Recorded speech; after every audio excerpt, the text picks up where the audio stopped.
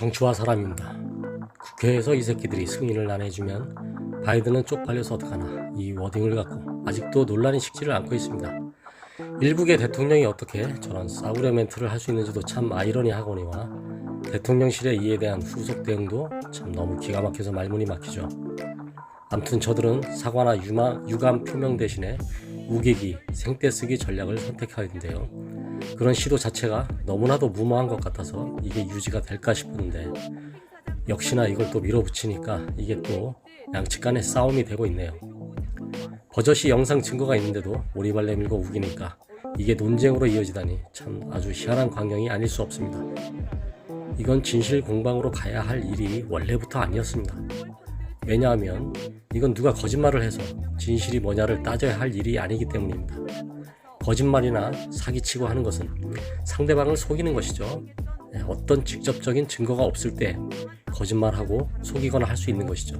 근데 이것은 버젓이 저 동영상이 있지 않습니까? 그냥 저 자체가 팩트예요. 눈앞에 있는 뻔한 사실 앞에서 딴소리를 하는 것은 그냥 미친 척하는 전략이고 그냥 우기기 전략입니다.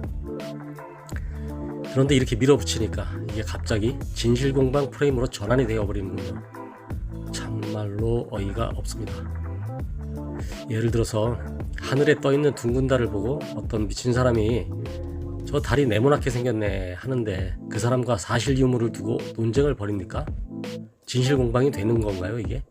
당이 둥그런지 네모난지 꼭 싸워서 어떤 논리적으로 이것이 해결이 나는 그런 일입니까? 자, 귀에 들리는 것만 갖고 파악을 하려는 것보다는 전체적인 맥락을 함께 봐야 합니다. 전체적인 흐름을 파악하고 저런 말을 하게 된 동기를 이해하고 나면 저 문장이 어떤 의미였고 어떤 상태였는 건지를 파악을 할 수가 있습니다. 우선 윤 대통령이 저 단상에서 바이든과 이른바 48초 환담이라고 하는 동안에 어떠한 대화를 나눴고 어떠한 내용이 있었는지 정확히는 모르지만 아마도 그 화면상에서 그런 어떠한 일이 있었는지 윤석열 대통령에게는 모욕감이라는 것이 있었을 것으로 추측이 됩니다. 다른 화면에서도 보면 바이든은 윤석열을 피하려고 하다가 바로 옆에 있는 프랑스 마크롱 대통령에게 손이 잡히면서 멈칫 머무르다가 할 수 없이 윤 대통령과 마주하게 되면서 짧은 대화를 하게 되는 것으로 나옵니다. 저 장면에서도 윤석열은 계속 고개를 끄덕이기만 하죠. 윤석열도 바이든도 몇 마디 안 합니다. 저기서 짧은 시간 동안에 계속해서 거의 인사치레의 말들이 오갔을 것으로 예상이 됩니다. How are you? I'm fine, thank you. And you? See you again. 이런 말들이 오고 갔겠죠. 이런 거 하면서 계속 끄덕이죠. 일반적인 정상적인 대화를 하면서 저렇게 계속 고개를 끄덕이는 일은 없습니다. 그리고 계속 저렇게 웃는 얼굴만 하고 대화를 나눴다는 얘기는 거의 일상의 어떤 그런 대화보다는 거의 인사치레만 한 것이라고 봐야겠죠. 정작 해야 될 이야기도 못한 윤석열이 자기 자신이 무시당한 것 같은 느낌이 들고 바이든에게 원망과 불만이 생기고 모욕감을 갖게 되며 저 자리에서 내려오게 됩니다. 우리는 뉴스에서 계속 보기를 국회에서 이 새끼들이 땡땡땡 어쩌고저쩌고 하는 그런 내용들을 자꾸 장면을 보면서 그 워딩에만 집착하다 보니까 그렇게 몰입을 하다 보니까 어떻게 들리는지에만 신경을 썼지 실제 어떤 맥락인지를 이해를 하는 것에서는 등한시 되었습니다. 검사들이 범인을 수사할 때 범죄 행위에 대한 동기를 밝혀내야 제대로 된 수사가 되죠. 그같이 모든 동기가 있는 것이고 원인이 있는 것입니다. 이 일에도 다 원인이 있고 그런 말을 내뱉게 된 동기가 있습니다. 핵심은 바로 이 장면입니다. 바이든과 몇 마디 나누고 내려왔을 때 윤석열의 심정 그리고 또 장관들의 표정이 모든 그런 정황이 이 사진에 보면 담겨져 있습니다. 위에서 어떤 일이 있었고 어떻게 스스로 당했다고 생각했는지요. 윤석열은 거의 울기 직전이고 폭발하기 직전입니다. 이 분위기를 보세요. 참담함과 이루 말할 수 없는 모욕감. 매사 준비를 안 하니까 항상 저렇게 당하고 마는데요. 이번 순방에서도 윤석열 대통령의 취약점들이 그대로 드러나고 있습니다. 이번 해외 순방이 그런 상징적인 사건입니다. 이런 현상은 밖에 나갈 때마다 외국에 나갈 때마다 계속해서 반복될 것입니다. 저런 분위기, 저런 표정을 하고 나오는데 동선을 지키고 있던 카메라를 윤석열이 발견하게 됩니다. 지금의 이런 분위기로 카메라 앞을 그냥 지나칠 수는 없습니다. 국내에서 자신이 풀이 죽어 기가 꺾인 모습이 방송으로 나가는 것은 용납할 수 없다는 순간적인 생각과 만감이 교차했습니다. 그는 오랜 동안 검찰 출신을 했던 대통령이기에 체면도 생각을 하게 되고 카메라 앞에서 본능적으로 뭐라도 쇼를 해야 할 필요성을 본능적으로 느낍니다. 여기서 윤석열이 좀 더 예리하고 번뜩이는 상황 대처 능력이 있었다면 저렇게는 안 했을 텐데 그야말로 경험 부족과 자질 부족, 무능력 등이 짬뽕이 되어서 원래 자기 자신의 스타일대로 그냥 내뱉는 말들이 저렇게 나온 겁니다. 카메라를 발견하고 애써 태어난 척 웃는 얼굴을 보여왔기에 그런 판국에 슬쩍 뒤를 돌아보며 그런 말을 하면서 바이든을 조롱한 결과가 됐습니다.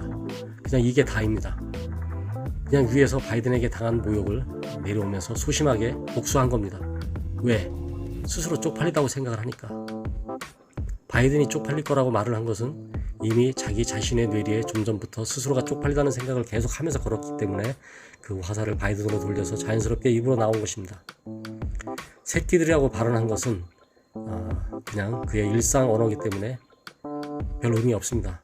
윤 대통령은 실제 이 내용이 기억이 나지 않을 수도 없습니다. 여기에 특별히 나쁜 의도가 있었다고 생각하지는 않습니다. 그리고 문제의 그 발언은 박진 외교부 장관과 김성한 안보실장에게 한 것입니다. 김 실장이 살짝 뒤에 있었기 때문에 윤석열이 걷다가 조금 뒤돌아보면서 둘에게 이야기한 것이죠. 박진 외교부 장관은 그 이야기가 귀에 들어오지 않습니다. 머릿속이 워낙 복잡하고 걱정이 많아서 순간적으로 대통령이 뭐 저딴 이야기를 할 때인가 라는 생각을 했을 듯 잠시 그런 생각을 하고 지나가는 분위기고요. 김 실장은 이 말을 대충 알아들었습니다.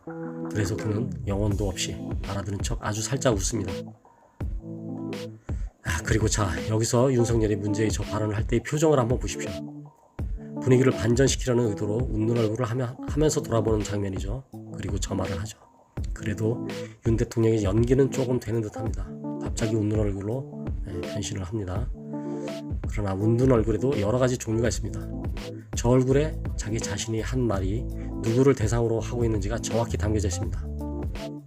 윤석열 측이 주장하는 것은 아까 자기 자신이 바이든 주최하는 그 모금에 1억 불을 내겠다고 약속을 했는데 그 돈이 지출되는 것에 대해서 우리나라 국회에서 내 약속을 승인을 안 해주면 나는 쪽팔려서 어떡하냐 라는 말의 뜻이라고 하는 것입니다.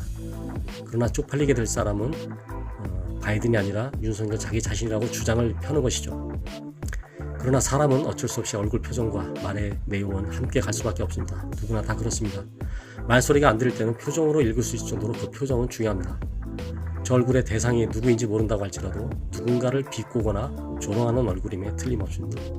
윤석열의 주장이 맞으려면 뭔가 좀 겸연쩍은 듯한 또는 좀 쪽팔려 하는 듯한 그런 얼굴이 되어야 합니다. 그런데 저기서 보시면 저게 그런 얼굴일까요? 누가 보더라도 일단은 자기 자신의 이야기는 아니라는 티가 나고 있습니다. 일단 저 발언이 윤 대통령 주장대로 자기 자신에 대해서 말한 것이라 가정하고 저 모습을 매칭시켜서 이해해보려고 한번 시도를 해보십시오. 너무 안 어울린다는 생각이 금세 들 겁니다. 반대로 저 발언이 바이든에게 향한 것이라고 생각하고 저 장면과 매칭을 시켜보십시오. 너무 자연스러워서 별 할 이야기가 없을 겁니다. 그게 너무나 당연한 것이니까요. 사람은 쪽팔릴 수 있습니다. 솔직히 항상 대부분 쪽팔리게 살죠, 매일매일. 그런데 이 문제의 본질은 자기 자신이 겪은 쪽팔림에 대해서 무능과 경험 부족과 자질 부족으로 인해서 결과물이 이렇게 나오는 것입니다. 그게 실수였다고 깔끔하게 인정하고 상황 수습을 좀 더 정상적이고 평범하게 했었으면 좋았을 것인데 이게 검사 기질이 있어서인지 자기 자신의 잘못은 곧 죽어도 인정을 안 하고 버티는 바람에 그런 습관 때문에 생떼를 쓰고 우기고 있는 현상이 벌어진 것이죠. 그 때문에 대한민국의 모든 사람들이 다 힘들어지는 그런 상황을 맞이하게 되었고요. 작은 쪽팔림 면하자고 왕 쪽팔림을 당하는지 모르고 있습니다. 국민들이 더 쪽팔린다.